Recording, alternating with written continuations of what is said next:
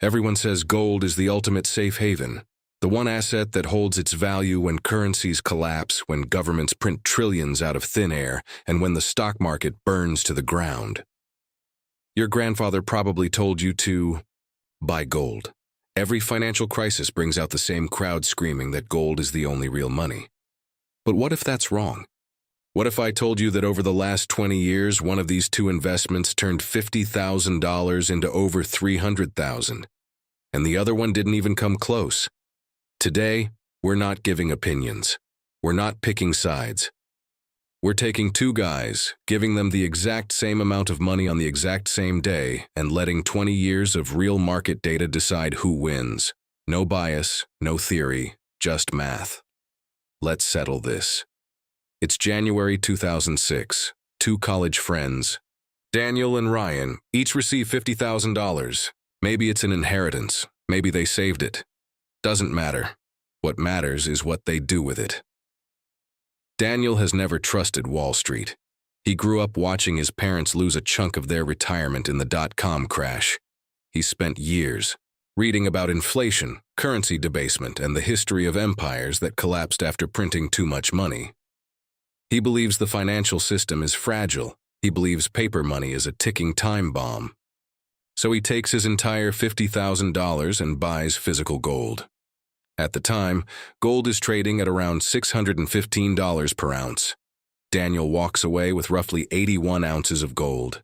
He puts it in a safe, and he waits. Ryan sees the world differently. He's not trying to predict the next crisis. He doesn't want to pick individual stocks. He doesn't want to watch CNBC every morning or stress about earnings reports. He's read the data. He knows that over the long run, the U.S. stock market has returned an average of about 10% per year, so he takes his $50,000, puts it into an S&P 500 index fund, sets all dividends to automatically reinvest, and walks away. No trading, no timing, just patience. Same starting line, same amount of money. Two completely different philosophies about how the world works. Let's see who's right. For the first few years, it looks like Daniel made the smartest decision of his life. Gold starts climbing almost immediately. $600, $700, $800 per ounce. The world is getting nervous. Tensions in the Middle East are rising. Oil prices are surging. Investors are quietly moving money into hard assets. By 2007, gold crosses $850 an ounce. Daniel's $50,000 is now worth over $69,000. He hasn't lifted a finger. He hasn't paid a fund manager. He just held metal. Ryan, he's doing okay too. The S&P 500 has a solid run through 2006 and into early 2007. His portfolio climbs to about $58,000. Respectable, but nowhere near as exciting as watching gold rip higher every month. Then September 2008 changes everything. Lehman Brothers collapses. The entire global banking system teeters on the edge of total failure. Bear Stearns is gone. AIG needs a government bailout. Credit markets freeze. The housing market implodes. The S&P 500 doesn't just drop. It craters. From peak to trough, the index falls nearly 57%. Ryan's $50,000 investment crashes to roughly $29,000. In the span of a few months, he's lost almost half of everything. Ryan can't sleep. He opens his brokerage app every morning and feels physically sick. His friends are selling. The news is telling him it could get worse. Every instinct in his body is screaming to get out, save what's left, and put it somewhere safe. He almost sells. He types in the order. His thumb hovers over the confirm button. He doesn't press it, but it takes everything he has. Now look at Daniel. While the world is falling apart, gold is doing exactly what Daniel always believed it would do. It's rising. Investors are fleeing to safety, and safety means gold. By the end of 2008, gold is trading above $870 per ounce. While Ryan is down nearly 42%, Daniel is up over 40%, and it only gets better from there. The Federal Reserve responds to the crisis by printing trillions of dollars. Quantitative easing, bailouts, stimulus, all of this is jet fuel for gold. By August 2011, gold hits an all-time high of over $1,895 per ounce. Daniel's 81 ounces are now worth over $153,000. He's tripled his money in 5 years without doing a single thing. Ryan's S&P 500 fund has finally clawed its way back to around $53,000. He's barely above where he started 6 years ago. 6 years of stress, 2 near panic attacks, and he's made almost nothing. Score after round 1? Daniel, 153,000. Ryan, 53,000. It's a blowout. At this point, Daniel is telling everyone who will listen that gold is the only real investment. He's posting online. He's recommending it to family. He feels vindicated. But here's the thing about feeling like a genius. The market has a way of humbling you. After that historic peak in 2011, something happens that Daniel never expected. Gold starts falling, and it doesn't just dip, it trends down consistently for 4 straight years, 1,800, 1,500, 1,300. By June 2013, gold plunges below $1,200 per ounce in one of the fastest sell-offs in decades. The fear trade is over. The economy is stabilizing. The Fed is talking about tapering its money printing program. And all those investors who piled into gold during the panic, they're selling. By December 2015, gold bottoms out at just over $1,060 per ounce. Daniel's portfolio shrinks from $153,000 all the way down to about $86,000. He's still up from his original $50,000, but he just watched $67,000 of profit disappear. That's more than his entire original investment. Gone. He starts questioning everything. Was 2011 just a bubble? Was he just lucky? Is gold actually a bad long-term investment? The doubt is creeping in. He stops checking the price. He stops talking about it at dinner parties. Meanwhile, something remarkable is happening to Ryan's portfolio. The economy is recovering. Corporate earnings are growing. Tech companies are becoming the most valuable businesses in human history. Apple, Google, Amazon, Facebook. They're pulling the entire market higher. The S&P 500 enters one of the longest and most powerful bull runs ever recorded. Ryan's portfolio goes from $53,000 in 2011 to approximately $98,000. By the end of 2016, he's nearly doubled from the post-crash lows. And unlike Daniel, who rode a fear-driven spike and watched it collapse, Ryan's gains feel sustainable. The economy is genuinely growing. Companies are genuinely earning more money. For the first time in a decade, Ryan is ahead. And more importantly, he's starting to feel something Daniel has lost: confidence. Score after round 2. Daniel, 86,000. Ryan, 98,000. The lead has flipped. Now we enter the wildest 5-year stretch in modern economic history. And it starts quietly. From 2016 through 2019, the stock market just keeps grinding higher. Trump tax cuts, low interest rates, strong consumer spending. Tech stocks are on a tier that seems like it will never end. Ryan's portfolio pushes past $130,000. Every quarter, he checks his balance, nods, and goes on with his life. This is exactly what he signed up for. Slow, boring, compounding growth. Gold during this same stretch, painfully flat, 1,200, 1,300. Occasionally it spikes to 1,400 and then falls back. Daniel is frustrated. He's been holding for over 13 years, and his investment is performing like a savings account with no interest. He starts reading articles about selling his gold and buying index funds instead. The temptation is real. Then everything changes. In March 2020, COVID-19 hits. The global economy shuts down almost overnight. Businesses close. Airlines ground their fleets. Unemployment spikes to levels not seen since the Great Depression. The S&P 500 drops 34% in just 23 trading days. It's the fastest bear market in history. Ryan's portfolio crashes from about $142,000 to roughly $94,000.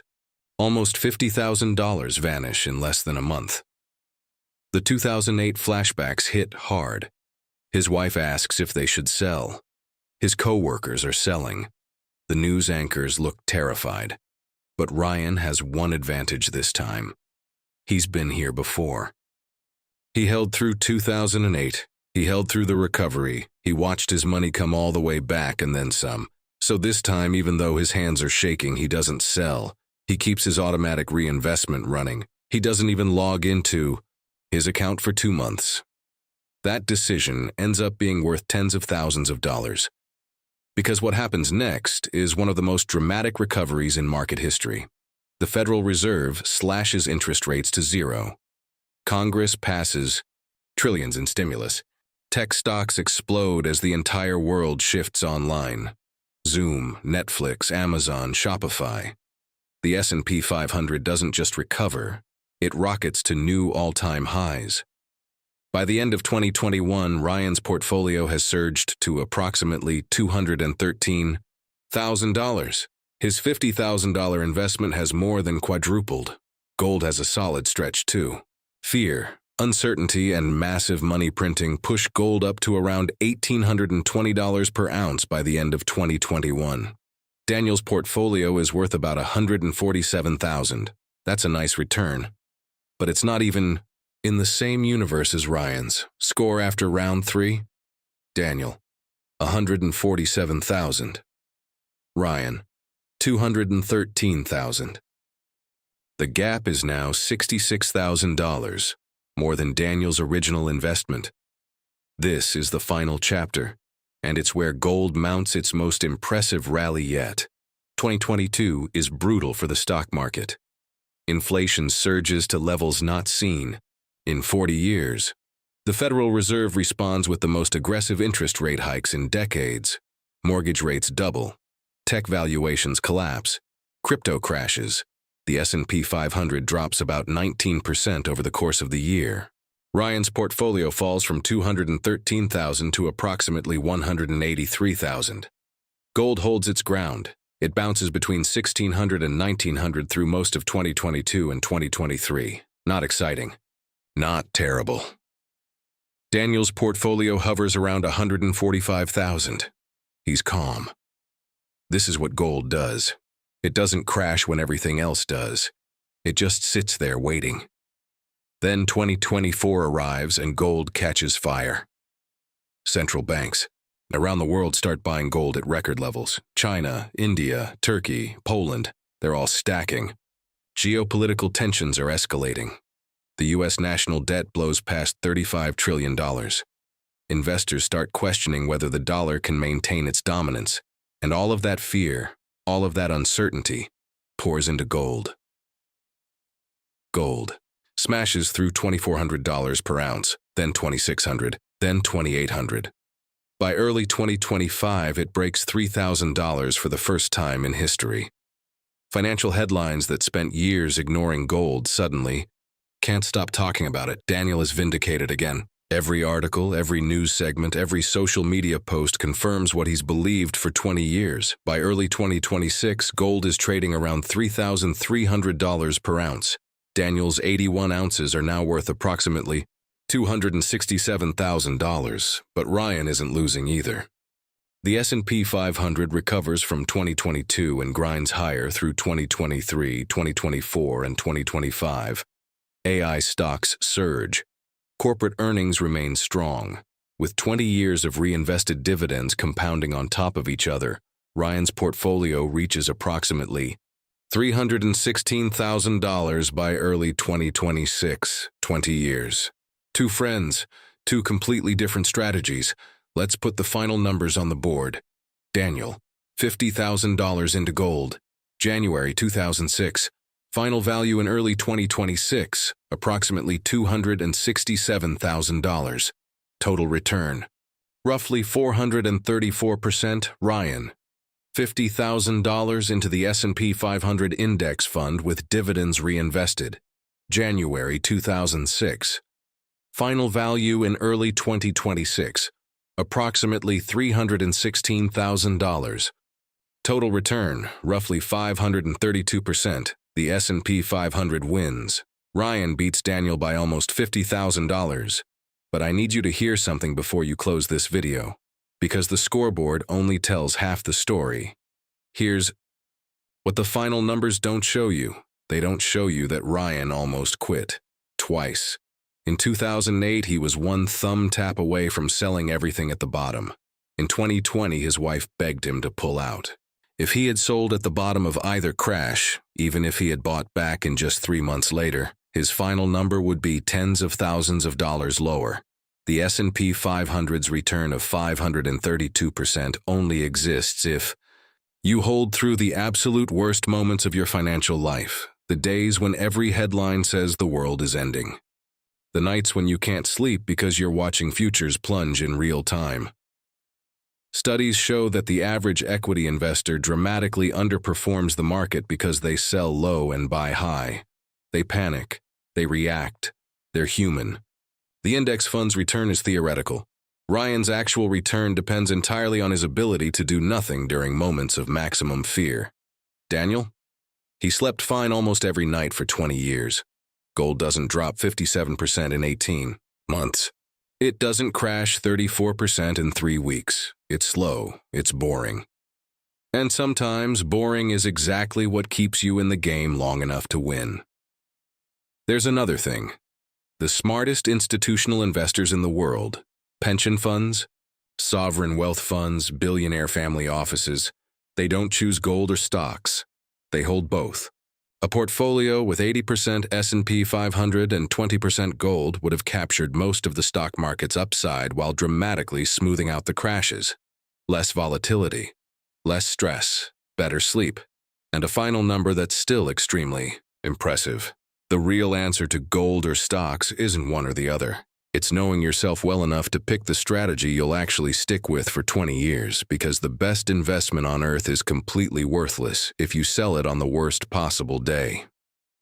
Ryan won on the scoreboard, but Daniel won. Every single night, he didn't lie awake worrying about his money. The real question isn't which asset wins, it's which investor are you. If you made it this far, you now understand something that most people will spend their entire lives debating, without ever looking at the real numbers. That's a genuine edge. Don't waste it. If this kind of breakdown is what you've been looking for, real math, no hype, no agenda, then subscribe and hit the bell icon. Every week we take the biggest money debates and settle them with data. Next week, we're tackling one that's going to shock a lot of people. We're running the full numbers on paying off your mortgage early versus investing that money instead. You're not going to want to miss it. See you in the next one.